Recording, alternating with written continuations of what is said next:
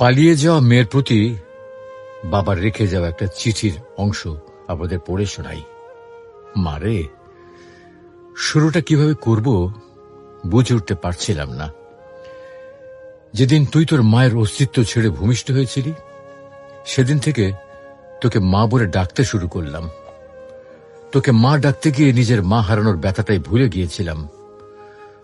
তোর মাকেও কোনোদিন মা ছাড়া অন্য নামে ডাকতে শুনিনি আমি। বিদ্যালয়ে প্রথম দিন শিক্ষক তোর নাম জিজ্ঞাসা করেছিলেন।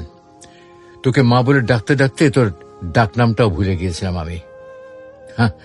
আমি তোর নাম বলতে না পারায় সবাই আমাকে নিয়ে হাসছিল, তাই চিঠির উপরে তোর নামের জায়গায় মা লিখেছি। হঠাৎ করে তুই এভাবে চলে যাবি, বিশ্বাস কর আমি একেবারে বুঝতে পারিনি। ছেলেটা যেদিন বাইরে ব্যাগ হাতে তোর জন্য অপেক্ষা করছিল, কখন তুই দরজা খুলে বাইর হয়ে আসবি, আমি তখন ভেতরে বসে স্রষ্টার কাছে প্রার্থনা করছিলাম আর কতটা ভালোবাসতে পারলে তুই আমাকে ছেড়ে চলে যাবি না।